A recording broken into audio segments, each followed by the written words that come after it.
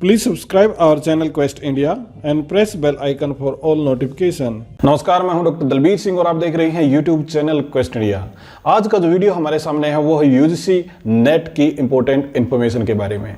समझने के लिए हमने वीडियो को दो पार्ट में डिवाइड कर दिया है। पहला पार्ट वो है जो यूजीसी के ऊपर फ्रेशर है, यानी कि जिन्होंने पहली बार यूजीसी नेट के लिए अप्लाई किया है या फिर वो करने के बारे में सोच रहे हैं, और जो पहले से अप्लाई कर चुके हैं यानी कि 2019 की जून की परीक्षा में जो अपीयर होंगे, दूसरा पार्ट है उनके लिए।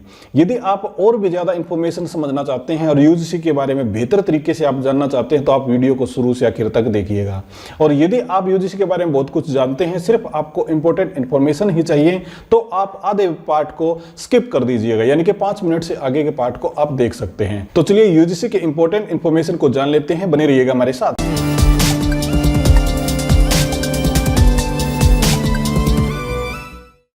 एक बार फिर से आपका स्वागत है। सबसे पहले हम जान लेते हैं यूजीसी के बारे में। यूजीसी की फुल फॉर्म है यूनिवर्सिटी ग्रांट कमीशन। सबसे पहले 1945 में संस्था बनी और पहले ये 3 यूनिवर्सिटी को ही कंट्रोल करती थी। बाद के अंदर ऑल ओवर इंडिया के अंदर जितनी भी यूनिवर्सिटीज हैं उन सबको ये कंट्रोल करने लगी। अब बात आती है 1956 की। 1956 के अंदर ये एक वैधानिक संस्था बन गई।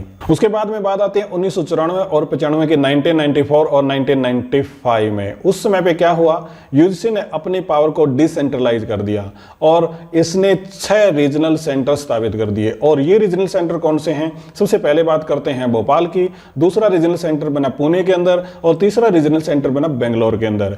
चौथा रीजनल सेंटर आया हैदराबाद के अंदर, पांचवा आया कोलकाता के अंदर और छठा रीजनल सेंटर आया गुवाहाटी के अंदर। अब बात आते हैं दूसरे पॉइंट के ऊपर और वो है नेट, NET, जिसको नेशनल एलिजिबिलिटी टेस्ट कहते हैं। पहली बार ये स्टार्ट हुआ 1989 और 90 में, 1989 और 90 के अंदर। नेट का एग्जाम जुलाई 2018 तक सीबीएसई के द्वारा कंडक्ट किया जाता था, परंतु दिसंबर 2018 से लेके और अब एनटीए इसको कंडक्ट करती है। एनटीए की फुल फॉर्म है नेशनल टेस्टिंग एजेंसी। ये एग्जाम साल में 2 बार होता है और ऑनलाइन मोड के थ्रू होता है, जिसको बोलते हैं सीबीटी, यानी कि कंप्यूटर बेस्ड टेस्ट। अब बात कर लेते हैं थोड़ी सी क्वालिफिकेशन के बारे में। क्वालिफिकेशन क्या चाहिए? आप पोस्ट ग्रेजुएट होने चाहिए, आपके मार्क्स होने चाहिए 55% यदि आप आते हैं जनरल कैटेगरी में। यदि आप किसी भी प्रकार की रिजर्वेशन आप रखते हैं तो आपके पास 50% मार्क्स भी काम चल जाएगा, यानी कि आप एलिजिबल होंगे। इसके बाद करते हैं पेपर के बारे में बात। नेट की परीक्षा में 2 पेपर होते हैं, पेपर 1 और पेपर 2। पेपर 1 के अंदर 50 क्वेश्चन आते हैं, टाइम होता है 1 घंटा, मार्क्स होते हैं 100। पेपर 2 के अंदर क्वेश्चन आते हैं 100, मार्क्स होते हैं 200 और टाइम होता है 2 घंटे का। अब आते हैं नेक्स्ट लेवल के ऊपर। नेक्स्ट लेवल के ऊपर यह है कि कौन क्वालिफाई करता है। यदि आप हैं जनरल कैटेगरी में और आपके हैं 40% मार्क्स तो आप नेट क्वालिफाई कर पाए, और यदि आप रिजर्वेशन के अंदर हैं तो 35% में आप नेट क्वालिफाई कर पाते हैं। अब आती है जेआरएफ के बारे में। जेआरएफ की फुल फॉर्म है जूनियर रिसर्च फेलोशिप। जेआरएफ कैसे क्वालिफाई कर पाते हैं, यानी कि हर सब्जेक्ट के अंदर टॉप के 6% जो कैंडिडेट होते हैं वो आते हैं जेआरएफ की कैटेगरी में, परंतु इसके अंदर रिजर्वेशन भी आती है। जिस प्रकार से गवर्नमेंट जॉब के अंदर सारी रिजर्वेशन होती है, यानी कि जो रेशो है 50.5% टू 49.5%, और अब तो 10% ईबीसी इकोनॉमिक बैकवर्ड क्लास भी आ गई है, तो ये सारे रिजर्वेशन इसके अंदर भी है। जैसे गवर्नमेंट जॉब के लिए आप अप्लाई करते हैं और वो रिजर्वेशन को फॉलो करते हैं, इसी प्रकार से सारी की सारी रिजर्वेशन इसके अंदर भी लागू होती है। उसके बाद में जो लोग क्वालिफाई कर पाते हैं तो उनके लिए यूजीसी एक ई सर्टिफिकेट अपनी यूजीसी की साइट के ऊपर अपलोड कर देती है। आप वहां से डाउनलोड करके किसी भी संस्था के अंदर अप्लाई कर सकते हैं। सभी यूनिवर्सिटीज जो ऑल ओवर इंडिया के अंदर आती हैं और सभी प्रकार के कॉलेजेस जो भारत की सरकार के अंदर आते हैं उन सब में आप अप्लाई कर सकते हैं। ये तो है बेसिक सी इंफॉर्मेशन जो फ्रेशर हैं, जो पहली बार जिन्होंने अप्लाई किया है या फिर यूजीसी के बारे में अप्लाई करने के बारे में सोच रहे हैं। अब हम चलते हैं दूसरे पार्ट की तरफ। इस वीडियो का दूसरा भाग जो है वो है जो जून 2019 के अंदर अपीयर हो रहे हैं एग्जाम के अंदर, उनके लिए इंपॉर्टेंट इंफॉर्मेशन इस प्रकार है। जब आप एनटीए की वेबसाइट के ऊपर जाएंगे और जो जून 2019 के अंदर एग्जाम में अपीयर होने जा रहे हैं जो कैंडिडेट, तो वहां पे एक इंफॉर्मेशन बुलेटिन उनसे संबंधित दे रखा है। सबसे पहले ही जब उसको क्लिक करेंगे तो ये डाउनलोड हो जाएगा पीडीएफ फाइल के अंदर। तो मैंने डाउनलोड ये कर लिया है और इसके अंदर इंपॉर्टेंट डेट्स कौन कौन सी हैं सबसे पहले बात करेंगे उसके बारे में। जिन्होंने ऑनलाइन एप्लीकेशन भरी है उनको पता ही है कि 1 मार्च से लेके 30 मार्च तक 2019 तक ऑनलाइन एप्लीकेशन की यहाँ पे डेट थी। अब जिन्होंने करेक्शन करनी थी वो डेट थी 7 अप्रैल से लेके 14 अप्रैल 2019 के बीच में। अब आपके डाउनलोड एडमिट कार्ड, आपको जब एडमिट कार्ड डाउनलोड करने हैं तो उसकी डेट है 15 मई 2019। इसके बाद में इंपॉर्टेंट इन्फॉर्मेशन बनती है कि एग्जाम कब होगा, और एग्जाम की डेट भी आपके सामने है। ये है 21 जून से लेके और 28 जून के बीच में। अलग अलग डेट है, 20 है, 21 है, 24, 25, 26, 27, 28, किसी भी डेट में आपका एग्जाम हो सकता है। अब आती है ड्यूरेशन ऑफ एग्जामिनेशन क्या है, 130 मिनट। इसके बारे में पहले भी बात कर चुके हैं, यानी कि 3 घंटे।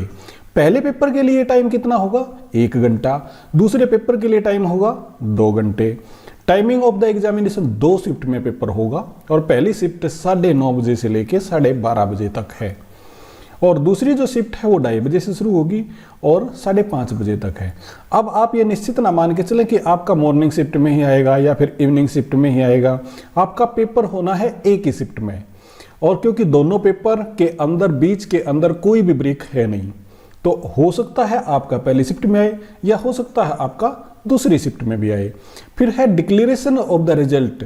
एनटीए की वेबसाइट पे जो रिजल्ट आपका आएगा वो आएगा 15 जुलाई 2019 को। ये 2 इंपॉर्टेंट वेबसाइट के लिंक दे रखे हैं, जैसे nta.ac.in या ntanet.nic.in।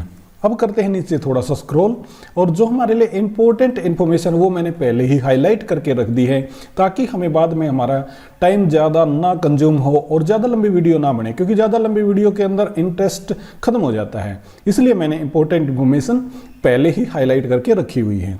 अब यहाँ पे देखते हैं ये क्या है, कि सबसे ऊपर यदि आप देखेंगे, मैं थोड़ा सा इसको नीचे कर देता हूँ, कि ऊपर क्या लिखा हुआ है, UGC NET June 2019 mode of examination.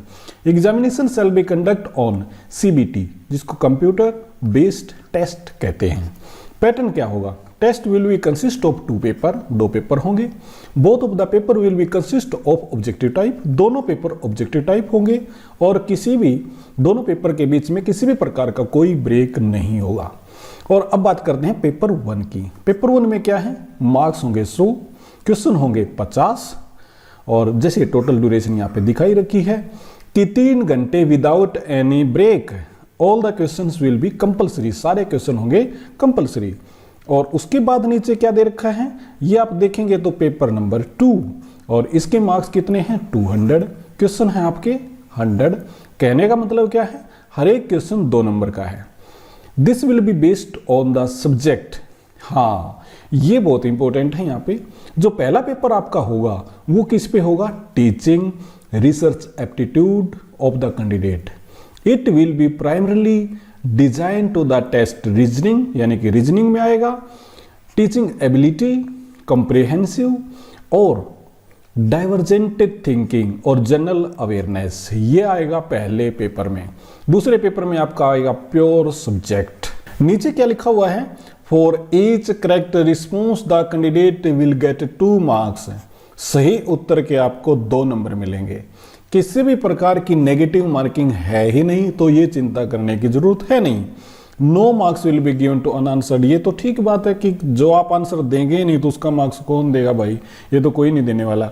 फिर चलते हैं थोड़ा सा नीचे इसको स्क्रॉल करते हैं और ढूंढते हैं कि हाईलाइट कहाँ पे किया गया है।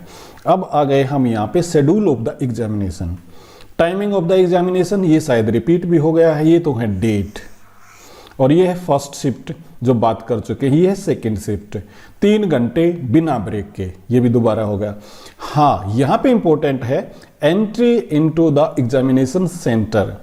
यदि आपकी मॉर्निंग शिफ्ट में है तो आप 7:30 से 8:30 बजे के बीच में एग्जामिनेशन सेंटर में घुस जाएं। यदि आपकी इवनिंग शिफ्ट है तो 12:30 से 1:30 बजे तक, यानी 1 घंटा पहले। यहाँ पे पेपर शुरू होगा 9:30 बजे, तो 8:30 बजे तक आपको अंदर जाना होगा। यहाँ पे इवनिंग शिफ्ट में आपका पेपर होगा 2:30 बजे शुरू, तब आपको 1:30 बजे तक यहाँ पे जाना ही होगा। एग्जामिनेशन हॉल के अंदर आपकी एंट्री कब होएगी, 8:45 पे, 8:45 बजे से लेके 9 बजे के बीच में। इसी प्रकार से इवनिंग शिफ्ट में आपकी 1:45 से लेके 2 बजे के बीच में। Checking of the admit card by the invigilator, तो वो होगी आपकी 9 बजे से लेके 9:15 तक और 2 बजे से लेके 2:15 तक इवनिंग शिफ्ट में। Seating on the seat in the examination hall, आप एग्जामिनेशन हॉल की सीट पे बैठ जाएंगे 9:15 यदि आपका है मॉर्निंग शिफ्ट में और 2:15 बजे यदि आपका है इवनिंग शिफ्ट में। इंस्ट्रक्शंस बाय द इन्विजिलेटर्स, वो आपको इंस्ट्रक्शन देगा। जब आप सीट पे पहुंच जाएंगे तब इन्विजिलेटर्स आपको इंस्ट्रक्शन देगा और वो होंगी आपकी 9:15 से लेकर 9:25 के बीच में यदि आप मॉर्निंग शिफ्ट में हैं, और इवनिंग शिफ्ट में यदि आप हैं तो 2:15 से लेकर 2:25 के बीच में होगी। अब टेस्ट आपका शुरू हो जाएगा 9:30 बजे मॉर्निंग शिफ्ट का और इवनिंग का 2:30 बजे। इस प्रकार से कंक्लूड आपका 3 घंटे में 12:30 बजे मॉर्निंग में और इवनिंग में आपका हो जाएगा 5:30 बजे तक। फिर है candidate will not be permitted to enter into the examination centre after 8:30 AM। यदि आप अपने एग्जामिनेशन सेंटर के अंदर 8:30 बजे के बाद जाते हो, यदि आपकी परीक्षा मॉर्निंग शिफ्ट में है तो आपको एंट्री नहीं मिलेगी, और यदि आप जाते हो इवनिंग शिफ्ट में 1:30 बजे के बाद तो आपको एंट्री नहीं मिलेगी। तो ये याद रखने की बात है। देखिए दोस्तों, मैं आपको एक चीज बताना चाहता हूं कि ये जो इंफॉर्मेशन बुलेटिन है ना, इतना लंबा है। आप इसको ध्यान से देखेंगे तो आपको पता चलेगा कि ये 76 पेज का है। इतना बड़ा शायद कौन पढ़ेगा भैया, मैं तो बस क्या बताऊं, इतना लंबा पढ़ना बहुत ही मुश्किल होता है। आपने भी शायद नहीं पढ़ा होगा, इसलिए मैंने इसके अंदर जो इंपॉर्टेंट इंफॉर्मेशन है वो छाट के रख ली है आपके लिए, ताकि आप इनके ऊपर ही फोकस कर पाएं। यहाँ पे है एज लिमिट एंड रिलैक्सेशन की। भैया 30 साल उम्र होती है, 30 साल से ऊपर वाला है तो वो नेट एग्जामिनेशन के अंदर अपीयर नहीं हो पाएगा। रिलैक्सेशन होती है 5 साल की, वो रिजर्वेशन वाले को, ओबीसी को या फिर शेड्यूल कास्ट या शेड्यूल ट्राइब को भी। अब चलते हैं नेक्स्ट पे। यहाँ पे है कि 3 साल की और रिलैक्सेशन मिल जाती है जो LLM की डिग्री जिनके पास है, और 5 साल की उनको मिल जाती है जो आर्म फोर्स में हैं। तो टोटल मैक्सिमम 5 साल की रिलैक्सेशन ही मिलती है किसी भी सिचुएशन के अंदर। तो किसी भी सिचुएशन में आपको 5 साल से ज़्यादा की रिलैक्सेशन नहीं मिलेगी। तो ये तो थी इंफॉर्मेशन यूजीसी नेट से संबंधित। तो उम्मीद करता हूं कि ये आपको पसंद आई होंगी, और यदि हमारा कंटेंट आपको पसंद आता है तो हमारे चैनल को सब्सक्राइब जरूर करें। इसके साथ में लाइक और डिसलाइक भी करना मत भूलें। बहुत बहुत आपका धन्यवाद।